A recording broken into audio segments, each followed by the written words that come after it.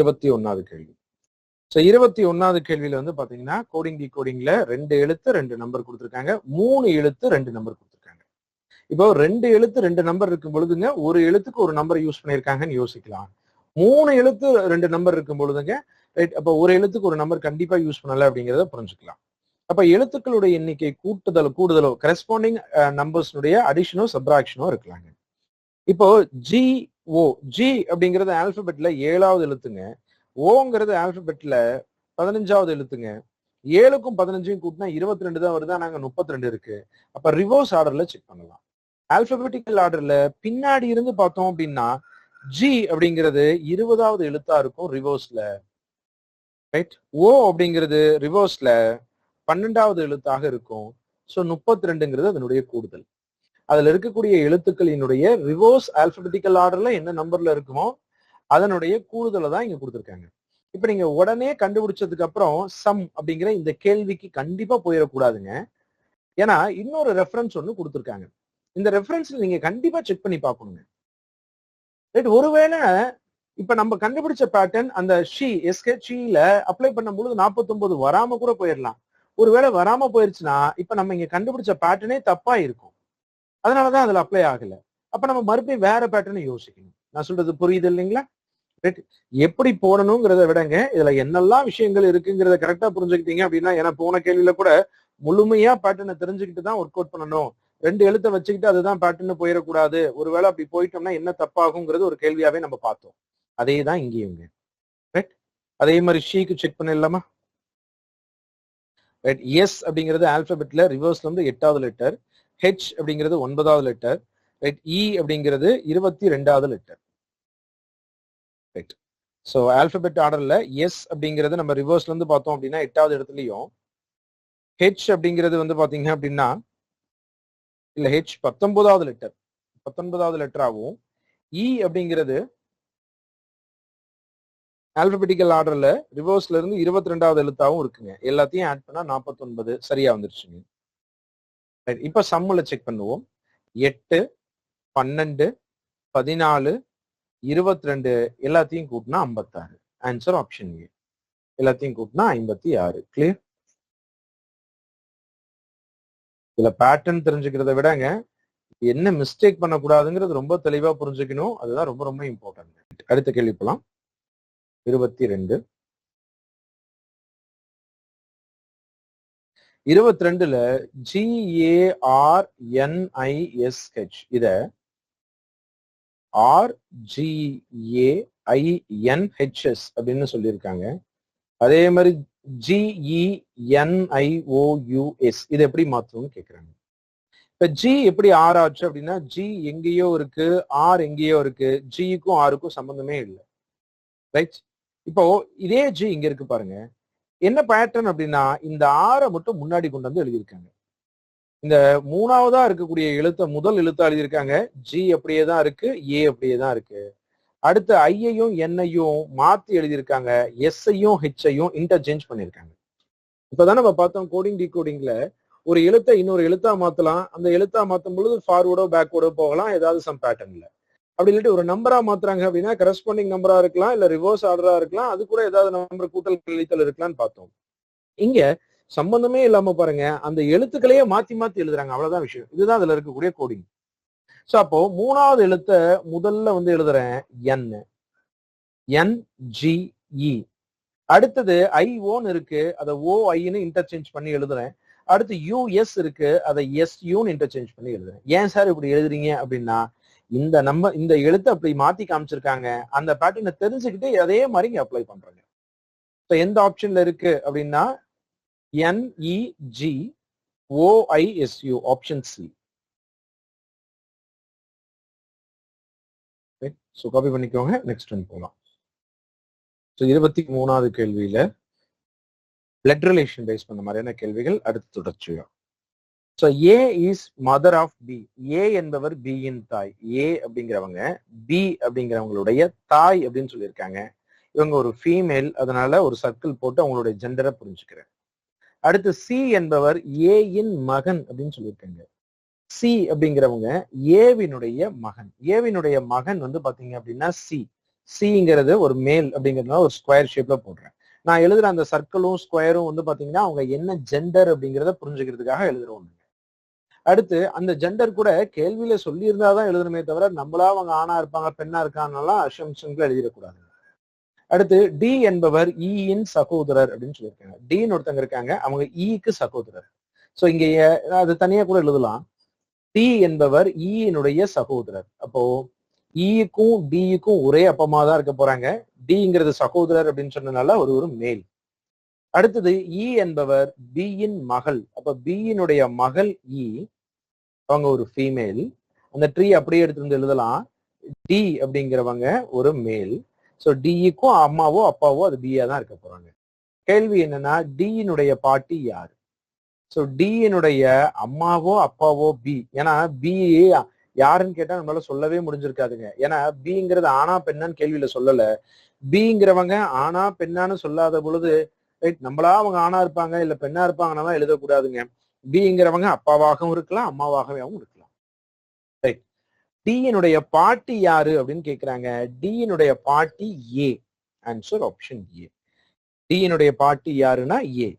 இது ரொம்ப சிம்பிளான கேள்வியா போயிருச்சுங்க. ஒருவேளை இதை கொஞ்சம் டிஃபிகல்ட்டா நான் மாத்துறேன். ரைட். என்னன்னா டிக்கு டியை பொறுத்த வரைக்கும் பி யாருன்னு கேக்குறாங்க.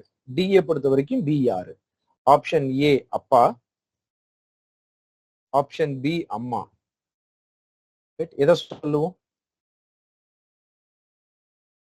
ரைட். இந்த கேள்விக்கு டியை பொறுத்த வரைக்கும் பி யாரு அப்படின்னு கேட்கும் பொழுது அப்பாவா அம்மாவா? இந்த ரெண்டுல எதை சொல்லுவோம்? Option C. ரைட். போதிய தகவல் இல்லை. அம்மாவா இருப்பாங்களா இல்ல அப்பாவா இருப்பாங்களாங்கிற சொல்றதுக்கான போதிய தகவல் கேள்விக்குள்ள இல்ல. அப்ப அதனுடைய ஆன்சர் போதிய தகவல் இல்லைன்னு சொல்லணும். அம்மாவா இருப்பாங்க அப்பாவா இருப்பாங்க நம்மளா எந்த ஒரு அசம்ஷன்லயும் சொல்லக்கூடாது. 23வது கேள்வி புரிஞ்சுச்சு இல்லைங்களா? தமிழ் இங்கிலீஷ் கொஸ்டின் வேரியா இருக்கு. எந்த இதுலங்க கொஸ்டின் நம்பர் மென்ஷன் பண்ணி சொல்லிருங்க. எந்த கேள்வியில தமிழ் இங்கிலீஷ் மாறி இருக்குங்க? 22க்கான ஆன்சர் ஆப்ஷன் டி வராதா? ஆப்ஷன் டி இல்லைங்க. எண்ணில தானே ஆரம்பிக்கணும். எண்ணில தானே ஆரம்பிக்கணும். ஆரை கொண்டு போய் ஃபர்ஸ்டா எழுதுறோம். அப்ப என்ன வந்து ஃபர்ஸ்டா தானே எழுதணும். இங்க பாருங்க, இங்க இருக்கக்கூடிய ஆரை ஃபர்ஸ்டா எழுதியிருக்கோம். அப்ப இங்க இருக்கக்கூடிய என்ன தானே ஃபர்ஸ்டா எழுதணும். ஃபர்ஸ்டா எழுதுறோம் அப்படிங்கும்போது டிஏ வராது இல்ல. தமிழ்ல இருந்து இங்கிலீஷ் ரெண்டுலயும் ஒரே கேள்விதான் இருக்கு. இதுல மாறி இருக்கு. ஓகேங்க. ஸோ GARNISH அப்படிங்கிறது கேள்விங்க. GRN எழுதுனது தவறுங்க. GAR இது கரெக்டாவே இருந்திருக்கு. ரைட். 22வது கேள்வியில அதை கரெக்ட் பண்ணிக்கோங்க. தமிழ் கேள்வியில தப்பா இருந்திருக்கு. 23வது கேள்வி பார்த்தாச்சு. 24 போலாம். ஸோ 24ல பிளட் ரிலேஷன்ல இன்னொரு கேள்விங்க. எக்ஸ் என்பவர் ஒய் என்பவரின் மகனின் மகனுடைய சகோதரர் அப்படின்னு சொல்லியிருக்காங்க. எக்ஸ் அப்படிங்கிற ஒருத்தர் ஒய் என்பவனுடைய ஒய்ன்னு ஒருத்தர் இருக்காருங்க. அவருடைய மகனுடைய சகோதரர் வந்து பாத்தீங்க அப்படின்னா எக்ஸ். இந்த ஃபேமிலி ட்ரீ டிரா பண்ணது உங்களுக்கு புரியுதான்னு பாருங்க. ஒய் என்பவரின் மகனின் சகோதரர் அப்படிங்கறது சொல்லியிருக்காங்க. எக்ஸ். இப்ப கேள்வி என்னன்னா ஒய்க்கு எக்ஸ் என்ன உறவு? ஒய்க்கு எக்ஸ் என்ன உறவு அப்படின்னா ஒய்யினுடைய பையனுடைய பையன் தான் அவரு. அப்போ பேரன் கிராண்ட்சன் அப்படிங்கறது ஆன்சர். 24வது கேள்வியினுடைய ஆன்சர் ஆப்ஷன் சி கிராண்ட்சன். இந்த ஃபேமிலி ட்ரீ எழுதுறது தான் ரொம்ப ரொம்ப இம்பார்ட்டன்ட். ஃபேமிலி ட்ரீ எழுதிட்டோம் அப்படின்னா அவங்க ரெண்டு பேருக்கு என்ன தொடர்பு இருக்கு, என்ன ரிலேஷன் இருக்கு அப்படிங்கறத நம்மளால ஈஸியா சொல்லிட முடியும். நெக்ஸ்ட்ங்க 25வது கேள்வி. பியின் தந்தை கியூவின் மகன் பியினுடைய தந்தை கியூவினுடைய மகன் அப்படின்னு சொல்லியிருக்காங்க. பியினுடைய தந்தை கியூவினுடைய மகன். அடுத்து பியின் தந்தை வழி மாமா எம். தந்தை வழி மாமா அப்படிங்கிறது ஒண்ணும் இல்லைங்க, அப்பா கூட பிறந்தவர் பெரியப்பா சித்தப்பாவை தான் தந்தை வழி மாமான்னு சொல்றாங்க. சோ தந்தை வழி மாமானா பியினுடைய தந்தைக்கு கூட பிறந்தவங்களை தந்தை வழி மாமான்னு சொல்லலாம். அது யாரு அப்படின்னா எம். மற்றும் கியூவின் சகோதரர் என். கியூவுக்கு ஒரு சகோதரர் இருக்காரு, அவர் யாரு அப்படின்னா என். அப்போ கியூவும் என்னும் ஒரே ஃபேமிலி. இப்ப கேள்வி என்னன்னா, எம்முக்கு என் என்ன உறவு அப்படிங்கிறது கேள்வி. எம்முக்கு என் என்ன உறவு? ட்ரை பண்ணி சொல்றீங்களா? 25வது கேள்வி. நம்ம ஃபேமிலி ட்ரீயை டிரா பண்ணிட்டோம். உங்களால ஆன்சர் பார்த்து சொல்ல முடியுதான்னு பாருங்க. எம்முக்கு என் என்ன உறவு? 25வது கேள்விக்கு உங்களுடைய ஆன்சர் நெஃப்யூ. நெஃப்யூ அப்படிங்கிறது எம் யாருன்னு சொல்லலாங்க. கேள்வி வந்து என் யாருன்னு கேட்கிறாங்க. என்னை பொறுத்த வரைக்கும் எம் அப்படிங்கிறது நெஃப்யூங்கிறது கரெக்டுங்க. கூட பிறந்தவங்களுடைய பையன் அப்படிங்கிறது கரெக்டுங்க. ஆனா கேள்வி என்ன யாருன்னு கேட்கிறாங்க. Maternal uncle. ஓகே, சோ ஆப்ஷன்ஸ்ல சொல்ல முடியுமா? சித்தப்பா இல்லாட்டி பெரியப்பா. ரைட். ஆப்ஷன்ஸ்ல சொல்ல முடியுமா? நீங்க கன்ஃபியூஸ் ஆயிக்காதீங்க. யாருக்கு யாரை கேட்கறாங்கன்னு பாத்துக்குவாங்க. ரெண்டுமே ஆப்ஷன்ல இருக்கு. அதாவது ஆப்ஷன் பி ஆன்சர் பண்ணவங்க எல்லாம் கவனிங்க. எம் யாருன்னு கேள்வி கேட்கவே இல்லைங்க. எம் யாருன்னு கேட்டா என்னுடைய சகோதரனுடைய மகன் அப்படிங்கிறது சொல்லிடலாம். ஆனா கேள்வி கேட்டது என்ன யாரு, எம்ம பொறுத்த வரைக்கும் என் அப்படிங்கிறவர் யாரு அப்படிங்கறது கேட்டிருக்காங்க. சோ எம்முடைய அப்பாவோ அம்மாவோ கியூ, அவர் கூட பிறந்தவர் என். அப்போ அந்த என் அப்படிங்கிறவர் யாரா வேணாலும் இருக்கலாம். அதாவது கியூ கூட பிறந்தவங்க அப்படின்னு சொல்லி இருக்கும் பொழுதுங்க, பெரியப்பா இல்லாட்டி சித்தப்பா, இந்த ரெண்டுல யாரா வேணாலும் இருக்கலாம். ஆப்ஷன்ல அது இல்லைங்க. ரொம்ப கேர்ஃபுல்லா கவனிக்கணும். எதுக்காக நான் உங்களை ஆன்சர் பண்ண சொன்னேன்னா, சின்னு ஆன்சர் பண்ணவங்க எல்லாரும் கவனிங்க. பெரியப்பா சித்தப்பாங்கிற வரைக்கும் நீங்க கண்டுபிடிச்சிருப்பீங்க. இங்க பெரியப்பா சித்தப்பான்னு வச்சு ஆன்சர் பண்ணிட்டீங்க. முழுசா அந்த ஆப்ஷனை படிச்சு பாருங்க. பெரியப்பா சித்தப்பான்னு சொல்லல, பெரியப்பா சித்தப்பா மகன்னு சொல்லியிருக்காங்க. கிடையாது, பெரியப்பா சித்தப்பா மகன் கிடையாது. பெரியப்பா சித்தப்பாவா தான் யாரோ ஒருத்தரா இருக்க போறாங்க. அப்ப இந்த கேள்வியினுடைய ஆன்சர் நன் ஆஃப் திஸ். ஆப்ஷன்ல அது இல்ல. கரெக்டா சொல்லணும் அப்படின்னா பெரியப்பா அல்லது சித்தப்பான்னு சொல்லணும். அது ஆப்ஷன்ல இல்ல. ஆப்ஷன் சி ஆன்சர் பண்ணவங்க எல்லாரும் கவனிங்க. அந்த ஆப்ஷனை முழுசா நீங்க படிக்காம விட்டுட்டீங்க. அதனாலதான் உங்களை நான் அந்த தப்பு பண்ண வைக்கிறதுக்காகவே உங்களை நான் ஆப்ஷனை சொன்னதுக்கான காரணம். இப்ப ஆப்ஷன் சி யாரெல்லாம் தப்பு பண்ணுவீங்களோ, நிறைய பேர் அது பண்ணீங்க. ஆப்ஷன் சி யாரெல்லாம் தப்பு பண்ணீங்களோ, இப்ப உங்களுக்கு அது கிளியரா புரிஞ்சிருக்கும்னு நினைக்கிறேன். இனிமேல் நீங்க ஆப்ஷனை தெளிவா படிக்கணுங்கிறத கவனிப்பீங்க. இந்த கேள்வியினுடைய ஆன்சர் நன் ஆஃப் திஸ். 26வது கேள்வி. ஸோ ஏ ஸ்டார் பி அப்படிங்கிறத ஒரு ரிலேஷன், அதாவது டைரக்டா அந்த ரிலேஷன்ஸ் சொல்லாமங்க, அந்த ரிலேஷனை ஒரு சிம்பிள்ஸ்ல ஈக்குவல் பண்ணி கொடுத்துருப்பாங்க. சிம்பாலிக் ஆப்ரேஷன் ஒரு டாபிக் நம்ம பேசிக்கா தெரிஞ்சு வச்சுக்கணுங்க. அந்த மாதிரியான கான்செப்ட்ல சிம்பிள்ஸ்ல மாத்தி கொடுத்துருப்பாங்க. நீங்க அதை புரிஞ்சுக்கிட்டு அடுத்து வந்து அப்ளை பண்ண போறீங்க. ஏ ஸ்டார் பினா பியின் தந்தை ஏ, சாரி ஏ டாலர் பி அப்படின்னா பியின் தந்தை ஏ, ஏ ஸ்டார் பி அப்படின்னா பியின் தாய் ஏ, ஏ அட்டு பி அப்படின்னா பியின் மனைவி ஏ, இந்த மாதிரி கொடுத்துருக்காங்க. இப்போ எம் என்னின் பாட்டி எம் அப்படிங்கிறது எந்த ஆப்ஷன்ல இருக்கிறது கூடுதலா சரியாக இருக்குன்னு கேட்கிறாங்க. இப்ப நம்ம அந்த ஃபேமிலி ட்ரீயை டிரா பண்ணுவோம் இந்த இதுக்கெல்லாம். இப்ப first M star T. M star டினா என்ன இருக்குங்க? பியின் தாய் ஏ. இந்த ஸ்டேட்மெண்ட் படி டியின் தாய் எம் அப்படின்னு சொல்லியிருக்காங்களா? அப்ப டியினுடைய தாய் வந்து பாத்தீங்க அப்படின்னா எம் அப்படிங்கிறத டிரா பண்ணிட்டோம்.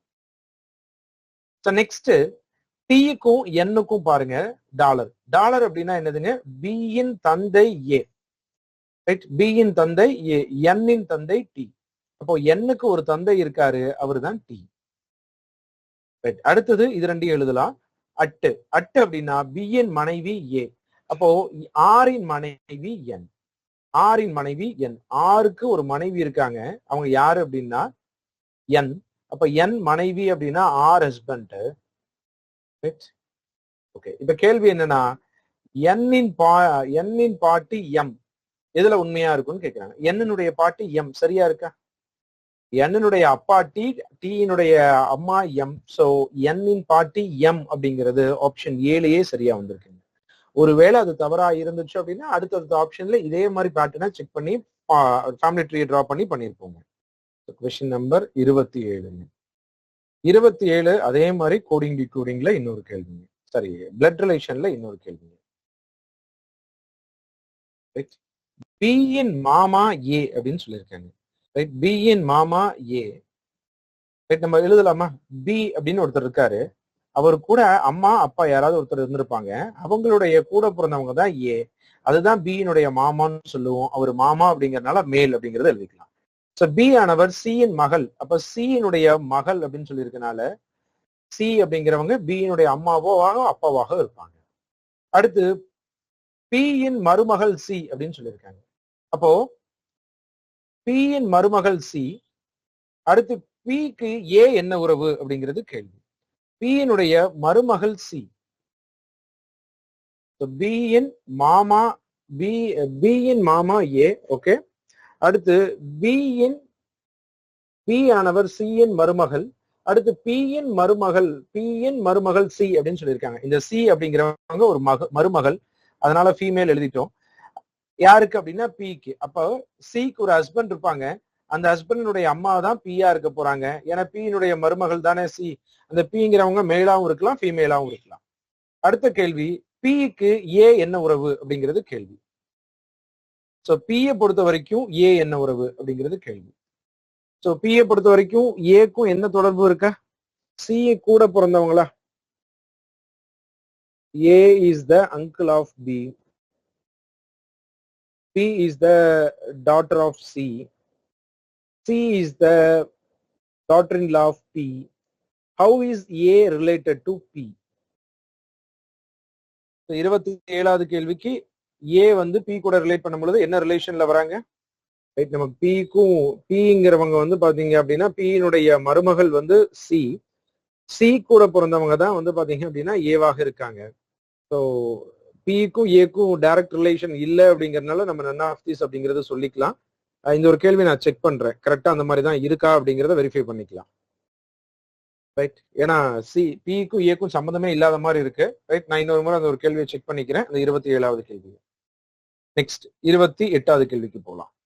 28ல ஒரு புகைப்படத்தில் உள்ள ஆணை குறிப்பிட்ட ஒரு பெண் சொன்னது, ஒரு புகைப்படத்துல, ரைட், இது வரைக்கும் நம்ம கோடிங் பிளட் ரிலேஷன் டாபிக்ல என்ன மாதிரி பார்த்துட்டு இருந்தோம் அப்படின்னா 4-5 ஸ்டேட்மெண்ட் கொடுத்த மாதிரி, சிம்பிள்ஸ் மாத்துற மாதிரி, அதே மாதிரி வந்து பாத்தீங்க அப்படின்னா இங்க ஒரு போட்டோவை பார்த்து ஒருத்தர் பேசுற மாதிரியான விஷயத்த பேசுறோம்.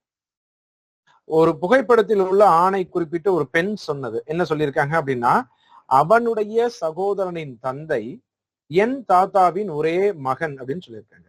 நம்ம கிளாஸ்ல எங்க வந்து பாத்தீங்க அப்படின்னா என் அப்படின்னு ஆரம்பிக்குதோ அங்க இருந்து அந்த ஒரு கேள்வி ஆரம்பிக்கணும் அப்படிங்கறத பேசியிருப்போம். ஞாபகம் இருக்குங்களா?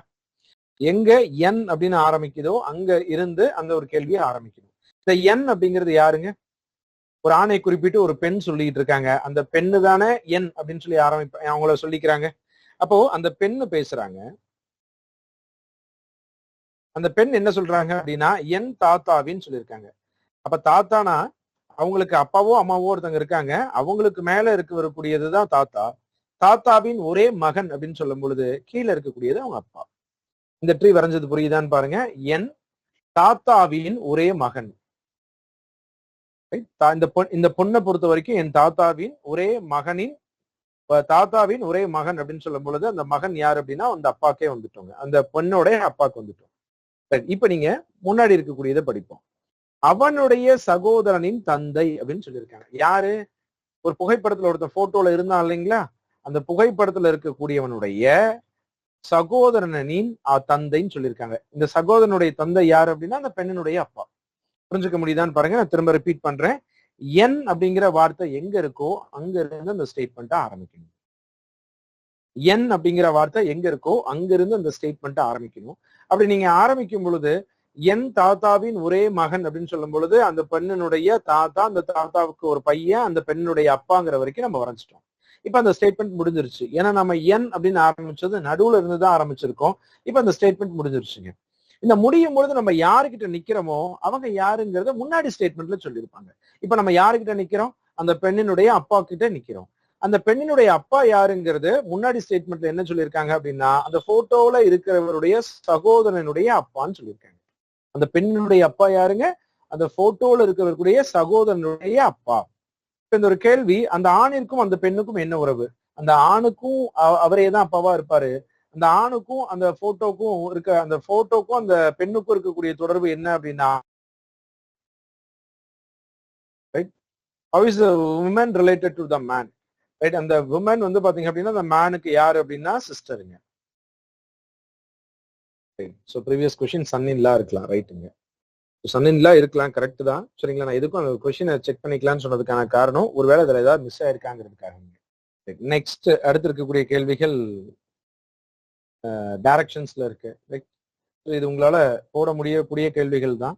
ரைட். நம்ம இதோட கிளாஸ் எண்ட் பண்ணுவோம். அடுத்த கிளாஸ் வரும்பொழுதுங்க இதுல கண்டினியூ பண்ணலாம். இதுல இருக்கக்கூடிய கேள்விகளை நம்ம கண்டினியூ பண்ணலாம். ஆனா அது வரைக்கும் நீங்க எதையுமே கணக்கு போடாம இருக்க வேண்டாங்க. ரைட். அடுத்த கிளாஸ் வர வரைக்கும் இது உங்க கையிலேயே இருக்கு. 200 கேள்வி உங்க கையில இருக்கு. எல்லாமே ரீசனிங். உங்க கிளாஸ்ல இதுக்கு முன்னாடி ரீசனிங் நடத்தி இருப்பாங்க. அதை பத்தின ஒரு ஐடியா இருக்கும். அந்த ஐடியாவை வச்சுட்டு நீங்க ஒர்க் அவுட் பண்ண ஆரம்பிங்க. அப்படி ஒர்க் அவுட் பண்ணும்பொழுது ஏதாவது ஆன்சர் வரலையோ அது புரியலையோ இருந்துச்சு அப்படின்னா அதை நோட் பண்ணி வைங்க. அடுத்த கிளாஸ்ல அதை நம்ம ஒவ்வொரு கேள்வியா டிஸ்கஸ் பண்ணும் பொழுதுங்க அது சரியா உங்களால புரிஞ்சுக்க முடியும். நான் சொல்றது புரியுது இல்லைங்களா? நீங்க ட்ரை பண்ணுங்க. ட்ரை பண்ணும் பொழுது என்ன டிஃபிகல்ட்டா இருக்கு அப்படிங்கிறத நோட் பண்ணி வைங்க. அதை திரும்ப நாம கிளாஸ்ல பேசும் பொழுது அதை நல்லா புரிஞ்சுக்க முடியும். ட்ரை பண்ணாம நீங்க இன்னும் டைமும் இல்லைங்க. டைம் ரொம்ப கம்மியா இருக்கு. அதனால அடுத்த கிளாஸ் வர வரைக்கும் அதை வெயிட் பண்ண வேண்டாம். நீங்க ஒர்க் அவுட் பண்ண ஆரம்பிங்க. ஓகேங்க. Right. So thank you. Class end பண்ணிக்கலாம். அடுத்த கிளாஸ் வரும்பொழுது இதை கண்டினியூ பண்ணுவோம். ஸோ மறக்காம 200 கேள்வியுமே ட்ரை பண்ணி பாருங்க. இந்த 200 கேள்வியில எல்லா ரீசனிங் டாபிக்கும் உங்களுக்கு கவர் ஆயிருக்குங்க. ரீசனிங்னா என்னங்கிற ஒரு ஐடியா இந்த 200 கேள்வியை முடிக்கும் பொழுது உங்களுக்கு தெரியுங்க. ஸோ 29வது கேள்வி வந்து பாத்தீங்கன்னா டைரக்ஷன் பேஸ் பண்ண மாதிரி திசைகள் தொடர்பாக இருக்குங்க. டைரக்ஷனை பொறுத்த வரைக்கும் நமக்கு பேசிக்கா என்னெல்லாம் தெரிஞ்சிருக்கணும் அப்படிங்கிற ஒரு ஒவ்வொரு டாபிக்லயுமே என்னெல்லாம் பேசிக் இருக்கு அப்படிங்கிறத ஒரு முறை இன்ட்ரோ கொடுத்துட்டு நம்ம அந்த கேள்விக்குள்ள போலாங்க. ஒவ்வொரு டாபிக்லயும் நீங்க எதை ஃபோக்கஸ் பண்ணணும், எதை பார்க்கணும், எதெல்லாம் இம்பார்ட்டன்டா தெரிஞ்சு வச்சிருக்கணும் அப்படிங்கிற விஷயங்களை டிஸ்கஸ் பண்ணிட்டு அதுக்கப்புறம் அந்த கேள்வியை நம்ம டிஸ்கஸ் பண்ணுவோம் அந்த டாபிக்கை. ஸோ பின்னாடி அதே மாதிரி வரக்கூடிய டாபிக்கை நம்ம ப்ராக்டிஸ் பண்ணுவோம். இப்ப டைரக்ஷன் அப்படின்னு சொன்னாவேங்க யாராவது ஒருத்தர் எங்கேயோ ஒரு இடத்துல இருந்து கிளம்பி வளைஞ்சு வளைஞ்சு எங்கேயாவது போவாருங்க. இதுல என்ன மாதிரியான கேள்விகள் எல்லாம் கேட்கலாம் அப்படின்னா, ஃபர்ஸ்ட் இப்போ ஒருத்தர் ஒரு இடத்துல இருந்து கிளம்பி ஸ்ட்ரைட்டா ஒரு 10 மீட்டர் போறாரு, ரைட் சைடு திரும்பி 20 மீட்டர் போறாரு. இப்போ இங்க அவர் நிக்கிறாரு, இது எண்டிங் பாயிண்ட், இது ஸ்டார்டிங் பாயிண்ட். எண்டிங் பாயிண்ட்டுக்கும் ஸ்டார்டிங் பாயிண்ட்டுக்கும் இருக்கக்கூடிய டிஸ்டன்ஸ் எவ்வளவுன்னு கேட்பாங்க. அந்த தொலைவு எவ்வளவுன்னு கேட்பாங்க. நான் ரொம்ப சிம்பிளா நேரா போனாரு ரைட்ல வளைஞ்சாரு மட்டும் சொல்லிட்டேன். அதுல எங்க வேணாலும் வளைஞ்சிருக்கலாம். அதுல என்ன பேசிக்கான கான்செப்ட் என்ன இருக்கும் அப்படின்னா, அவர் இப்ப எவ்வளவு தொலைவுல இருக்காரு அப்படிங்கிறது பேசிக்கான கேள்வி. எவ்வளவு தொலைவுல இருக்காருன்னு கேள்வி கேட்கும் பொழுது அவர் எங்கெல்லாம் வளைஞ்சு போனாரோ அதை எல்லாத்தையும் கூட்டணுங்கிற அவசியம் கிடையாதுங்க. ஆரம்ப புள்ளியும் இறுதி புள்ளியையும் கனெக்ட் பண்ற மாதிரி ஒரு லைனை வரைஞ்சு அந்த லைனுக்கு ஆன்சர் பண்ணா போதுங்க. Pythagoras theorem. ஒரு முக்கோணம் உருவாகி இருக்கா, அப்ப 10 ஸ்கொயரையும் 20 ஸ்கொயரையும் கூட்டினா அந்த ஷார்டஸ்ட் அந்த பாத்தினுடைய டிஸ்டன்ஸ் கிடைச்சிருமா? இத ஷார்டஸ்ட் டிஸ்டன்ஸ் அப்படின்னு சொல்லுவாங்க. மிக குறைந்த தூரம் எவ்வளவுன்னு கேட்பாங்க. என்ன கேட்டாலும் எவ்வளவு தூரத்துல இருக்கான்னு கேட்டாலும் சரி, மிக குறைந்த தூரம் கேட்டாலும் சரி, எல்லாமே நம்ம இந்த லைனை தான் டிரா பண்ணி எழுதுவாங்க. இது ஒண்ணு. ரெண்டாவது கேள்வி, இப்போ இவர் இங்க இருக்கிறாரு, ஸ்டார்டிங் பாயிண்ட்ல இருந்து எண்டிங் பாயிண்ட் என்ன திசையில இருக்கு அப்படின்னு கேள்வி கேட்கறது. ஸ்டார்டிங் பாயிண்ட்ல இருந்து எண்டிங் பாயிண்ட் என்ன திசையில இருக்கு அப்படின்னு கேள்வி கேட்கறது ரெண்டாவது டைப்புங்க. அதையே ரிவர்ஸ்ல சொல்லணும் அப்படின்னா, எண்டிங் பாயிண்ட்ல இருந்து ஸ்டார்டிங் பாயிண்ட் என்ன டைரக்ஷன்ல இருக்கு அப்படிங்கறது சொல்றது. ஈவன் டைரக்ஷனும் தொலைவு ரெண்டையும் சேர்த்து கூட சொல்லலாம். அதனாலதான் டிஸ்டன்ஸ் அண்ட் டைரக்ஷன்ங்கிறது இந்த டாபிக் பேரு. தொலைவு மற்றும் டிஸ்டன்ஸ், தொலைவு, டைரக்ஷன், திசைகள் மற்றும் தொலைவுங்கிறது இந்த கான்செப்டுங்க. ஸோ ரெண்டு இடத்துல இருக்கக்கூடிய பாயிண்ட்டை மீன் பண்ணி என்ன டைரக்ஷன்ல இருக்காங்க அப்படிங்கிற மாதிரியான கேள்விகள் கேட்கலாம். இப்போ இந்த பேசிக்கா இப்போ ஒருத்தர் நமக்கு தெரிஞ்சது டைரக்ஷன் அப்படின்னு சொல்லி பாத்தீங்க அப்படின்னா, இது நார்த்து வடக்கு, இது சவுத்து தெற்கு, இது ஈஸ்ட் கிழக்கு, இது வெஸ்ட் மேற்கு. இதுல நீங்க கேர்ஃபுல்லா பார்க்க வேண்டிய விஷயங்கள் எல்லாம் என்னன்னா, எந்த கேள்விக்குள்ள எந்த இடத்துல டைரக்ஷன் ஈஸ்ட் டைரக்ஷன் சொல்றாங்க அப்படின்னாலும் பேசிக்கா டைரக்ஷன் படி எந்த பக்கம் ஈஸ்ட் எந்த பக்கம் கிழக்கு இருக்கோ அந்த பக்கத்துலதான் அவர் போறாரு அப்படின்னு அர்த்தம். இதுவே வலது பக்கம் திரும்புறாரு இடது பக்கம் திரும்புறாருன்னு சொல்லும் பொழுதுங்க, அவருக்கு எது வலது எது இடது அப்படிங்கிறத கேள்வியில கவனிக்கணும். அவர் எந்த திசையை நோக்கி இருக்கிறாரு, அவர் எந்த திசையை நோக்கி இருக்கும் பொழுது அவருக்கு எது வலதா இருக்கும் எது இடதா இருக்கும் அப்படிங்கிறத ப்ராப்பரா கவனிச்சுட்டு ஒர்க் அவுட் பண்ணணும். ஆனா டைரக்ஷனை பொறுத்த வரைக்கும் எப்ப டைரக்ஷன் சொன்னாலும் கொடுத்துருக்க பேசிக்கான டைரக்ஷன் எதுவோ அதுதான் யூஸ் பண்ணணுமே தவிர அவருக்கு எது வடக்கு கிழக்குங்கிறதெல்லாம் பார்க்க கூடாதுங்க. சரிங்களா? ரைட். ஸோ அவருக்கு எது வடக்கு கிழக்குன்னா பொதுவா இருக்கக்கூடிய கிழக்கு பக்கம் தான் அவருக்கும் கிழக்கு பக்கமாக இருக்குங்க. இப்போ ஒருத்தர் நேரா போறாரு, வலது பக்கம் திரும்புறாரு, வலது பக்கம் திரும்புறத ரைட் சைடு திரும்புறாரு அப்படின்னு சொல்லலாம். அப்படி இல்லாட்டி கடிகார திசையில 90 டிகிரி திரும்புறாருன்னு சொல்லுவாங்க. ரெண்டுமே ஒண்ணுதான். கடிகார திசையில 90 டிகிரி திரும்புறாரு அப்படின்னு சொல்றதும் ரைட் சைடு திரும்புறாரு அப்படின்னு சொல்றது ரெண்டுமே ஒண்ணுதாங்க. வெறும் வார்த்தையை மட்டும் யூஸ் பண்ணாங்க அப்படின்னா வலது பக்கம் திரும்புறாருன்னு சொல்லுவாங்க. வலது பக்கம்ங்கிற ஒரு வார்த்தையை யூஸ் பண்ணாம அதை டைரக்ஷனா கொடுக்கணும், ஆங்கிளா கொடுக்கணும்னு நினைக்கிறாங்க அப்படின்னா கிளாக் வைஸ் டைரக்ஷன்ல கடிகார திசையில 90 டிகிரி திரும்புறாரு. இதுதான் கடிகார திசை. 90 டிகிரி உருவாகுதுங்களா? அப்போ இடது பக்கம் திரும்புறாரு, லெப்ட் சைடு திரும்புறாரு அப்படின்னா கடிகார எதிர் திசையில 90 டிகிரி திரும்புறாரு அப்படின்னு சொல்லுவாங்க. கடிகார எதிர் திசையில 90 டிகிரி திரும்புறாரு அப்படின்னு சொல்லுவாங்க. சோ பேசிக் வந்து பாத்தீங்க அப்படின்னா இதுதான். இன்னும் ஒரு சில விஷயங்கள் இருக்கு. இன்னும் கொஞ்சம் டிஃபிகல்ட்டா கொஸ்டின் ஃப்ரேம் ஆகுது அப்படின்னா இதை பேஸ் பண்ண மாதிரி எல்லாம் இருக்கலாம். சன்லைட் பேஸ் பண்ண மாதிரியானது எல்லாமே இருக்கலாம். சூரியனுடைய ஷேடோ பேஸ் பண்ண மாதிரியான கேள்விகள் எல்லாம் இருக்கலாம். அதெல்லாம் மற்ற காம்படிட்டிவ் எக்ஸாம்ஸ்ல ஃப்ரீக்வெண்டா கேட்கிற ஒண்ணுங்க. நமக்கு டிஎன்பிசி பொறுத்த வரைக்கும் பெருசா அந்த மாதிரியான கேள்விகள் ஃப்ரேம் ஆனது இல்லை. ஆனா இருந்தாலும் ரீசனிங்ல 10 கேள்வி இம்பார்ட்டன்ஸா கொடுத்துருக்கனால டைரக்ஷனோட, அதாவது அந்த ஷேடோ பேஸ் பண்ண மாதிரியான கேள்விகளும் புரிஞ்சுக்கிறதுங்கிறது ரொம்ப இம்பார்ட்டன்ட். இப்ப ஒரு உதாரணத்துக்கு சொல்றேன் பாருங்க. இப்ப ஒரு ஆள் இப்படி நிக்கிறாருங்க. என்ன திசை நோக்கி இருக்கிறாரு அப்படின்னா வடக்கு திசை நோக்கி இருக்கிறாரு. அப்போ அவருக்கு கீழ் பக்கம் வந்து பாத்தீங்க அப்படின்னா தெற்கு திசையாக இருக்கும். அவருக்கு வலது பக்கத்துல வந்து பாத்தீங்க அப்படின்னா கிழக்கு திசையாக இருக்கும். ரைட். அவருடைய இடது பக்கம் வந்து பாத்தீங்க அப்படின்னா மேற்கு திசையாக இருக்கும். இப்போ காலையில சூரியன் உதிக்குது. காலையில சூரியன் எங்க உதிக்குங்க? கிழக்குல உதிக்கும். இப்ப காலையில சூரியன் கிழக்குல உதிக்கும் பொழுது இவருடைய நிழல் எங்க விலகும் அப்படின்னா மேற்குல விழுகும். காலையில சூரியன் கிழக்குல உதிக்குது, மேற்குல வந்து பாத்தீங்க அப்படின்னா அவருடைய நிழல் விழுகும். இப்ப 2 பேர் பேசிக்கிற மாதிரி மேபி பின்னாடி கேள்வி இருக்கும்னு நினைக்கிறேங்க, நம்ம டிஸ்கஸ் பண்ணுவோம். 2 பேர் பேசிக்கிற மாதிரி ஒருத்தர் பார்த்து நின்றுட்டு இருக்காங்க. ஒருத்தருடைய நிழல் இன்னொருத்தருக்கு எங்க விழுகுதுன்னு சொல்லியிருப்பாங்க.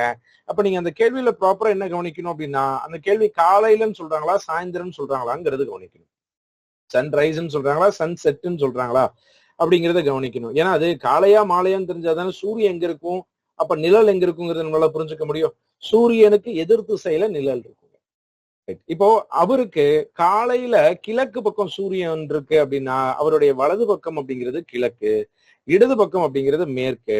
அவருடைய வலது பக்கம் கிழக்காக இருக்கு அப்படின்னா அவருடைய முன்பக்கம் வடக்கா இருக்கு, பின்பக்கம் வந்து தெற்கா இருக்குங்க. இதை நீங்க மக்கப் பண்ற மாதிரியான விஷயங்கள் கிடையாது. நம்ம இன்னும் கேள்வியா பார்க்கும் பொழுது தெளிவா புரியும்னு நினைக்கிறேன். ரைட். சோ இப்ப இது பேசிக்கான விஷயங்கள்ங்க. இதே சாயந்தரமா இருந்துச்சு அப்படின்னா சூரியன் மேற்கு பக்கத்துல இருக்கும், நிழல் அப்படிங்கிறது கிழக்கு பக்கம் விழுகும். இவ்வளவுதான் விஷயங்க. நம்ம இன்னும் கேள்விக்குள்ள அதெல்லாமே டிஸ்கஸ் பண்ணுவோம். 29வது கேள்வி. ஒரு நபர் மேற்கு நோக்கி நிற்கிறார். ரைட். மேற்கு அப்படின்னா எப்ப டைரக்ஷன் கேள்வி வந்தாலுமே இந்த பிளஸ் போட்டு டைரக்ஷன்ஸ் எழுதி வச்சிருங்க. நார்த், சவுத், ஈஸ்ட், வெஸ்ட் இதை எழுதி வச்சிருங்க. ஒருத்தர் மேற்கு திசையை நோக்கி நிக்கிறாருங்க. இங்க இருக்கிறாரு. என்ன திசை நோக்கி இருக்காரு அப்படின்னா மேற்கு திசை நோக்கி இருக்கிறாருங்க. அடுத்தது அவர் முதலில் 45 டிகிரி கடிகார திசையிலும் பிறகு மேலும் 180 டிகிரி அதே திசையிலும் அதன் பின் 270 டிகிரி கடிகார எதிர் திசையிலும் திரும்புகிறார் எனில் இப்பொழுது அவர் எந்த திசையை நோக்கி நிற்கிறார் அப்படிங்கிறது கேள்வி. இப்போ நீங்க நிக்கிறீங்க, நீங்க என்ன டைரக்ஷனை பார்த்து நிக்கிறீங்க அப்படின்னா வெஸ்ட், மேற்கு திசையை பார்த்து நிக்கிறீங்க. கடிகார திசையில 45 டிகிரி அப்படின்னா எது கடிகார திசை? இதுதானே கடிகார திசை. 45 டிகிரி அப்படின்னா அவரு கரெக்டா வந்து பாத்தீங்க அப்படின்னா ரைட். நான் இன்னும் கொஞ்சம் பெருசாவே லைன் போடுறேன். அவரு கரெக்டா 90 டிகிரி திரும்பி இருந்தாரு அப்படின்னா நல்லா கவனிங்க. கடிகார திசையில அவர் 90 டிகிரி திரும்பி இருந்தாரு அப்படின்னா அவர் வலது பக்கம் திரும்பி வடக்கு நோக்கி நின்று பாருங்க. ஆனா அவர் திரும்பினது என்னன்னா 45 டிகிரி. அப்ப 90 டிகிரிக்கு இடையில நடுவுல எங்க வேணாலும் இந்த லைனை போட்டுக்கலாம். எக்ஸாக்டா 45 டிகிரியே எழுதணுங்கிற அவசியம் கிடையாது. இது 45 டிகிரிங்க. இந்த 45 டிகிரி அவர் ரொட்டேட் ஆயிருக்காரு. அடுத்து இன்னும் அதே திசையில 180 டிகிரி திரும்புறாரு அப்படின்னா அப்ப எங்க நிக்கிறாரோ அதுக்கு அப்படியே ஆப்போசிட்டா போயிருவாருங்க. இன்னும் 120 தனியா கால்குலேட் பண்ண வேண்டாம். ரைட். இங்க ஒரு 45, இங்க ஒரு 45, ரைட். இங்க ஒரு 45, 135 ஆயிருது. ரைட். இது ஒரு 45, இது ஒரு 135, மொத்தம் 180. இப்ப 180 டிகிரி திரும்புறாங்க அப்படின்னா இப்ப நீங்க என்ன பார்த்த மாதிரி நிக்கிறீங்கன்னு எடுத்துக்கலாம். எனக்கு முன்னாடி நீங்க என்ன பார்த்த மாதிரி நிக்கிறீங்க. 180 டிகிரி திரும்பினீங்க அப்படின்னா நீங்க அப்படியே எனக்கு உங்களுக்கு அப்படியே எனக்கு பேக் சைட்ல திரும்பி பார்த்துப்பீங்க. ரைட், அப்படியே பின்னாடி திரும்பிக்குவீங்க, அதுதான் 180 டிகிரி. அப்போ இங்க 45 டிகிரினா இது 180 டிகிரிங்கிறத டைரக்டா திருப்பிக்கலாம். அடுத்து கடிகார எதிர் திசையில 270 டிகிரி திரும்பி இருக்காருங்க. கடிகார எதிர் திசையில 270 டிகிரி திரும்பி இருக்காரு. அப்ப மறுபடியும் இதே டைரக்ஷன்ல போறாரு. அப்போ இங்க இந்த இடத்துக்கே வந்தாருன்னா 120, மறுபடியும் இந்த பக்கம் ஒரு 45, மறுபடியும் இந்த பக்கம் ஒரு 45, சோ 270 ஆயிருக்கும். இப்போ இந்த திசையை பார்த்து நிக்கிறாரு. இது என்ன திசை? ரைட், இது என்ன திசை?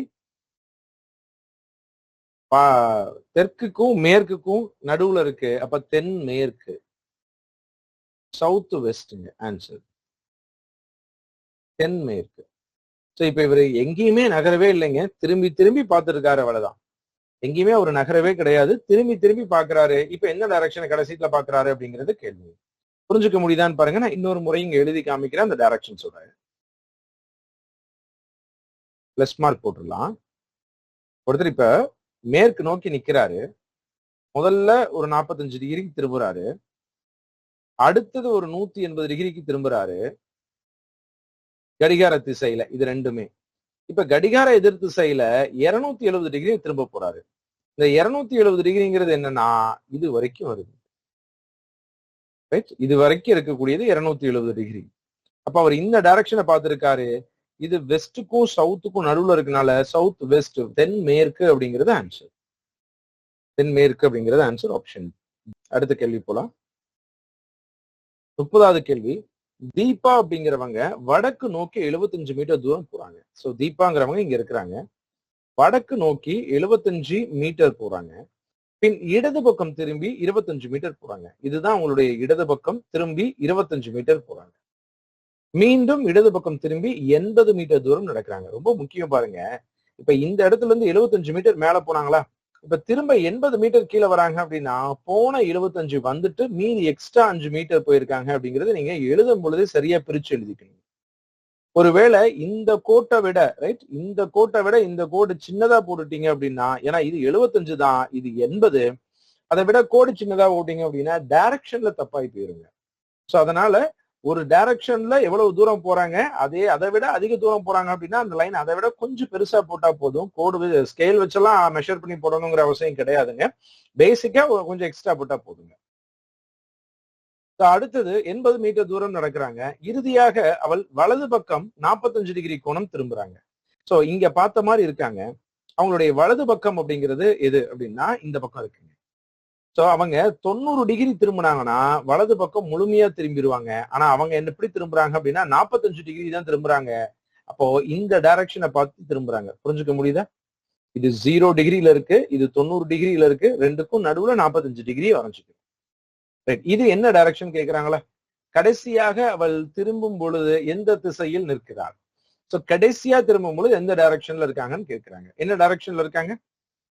ஒரு பிளஸ் போட்டு பார்த்தோம் அப்படின்னா சவுத்துக்கும் வெஸ்டுக்கும் நடுவுல இருக்காங்க. சோ சவுத் வெஸ்ட், தென்மேற்கு அப்படிங்கிறது ஆன்சர். 30வது கேள்வியினுடைய ஆன்சர் ஆப்ஷன் டி, தென்மேற்கு. இந்த கான்செப்டை ஃபாலோ பண்ண முடியுதுங்களா?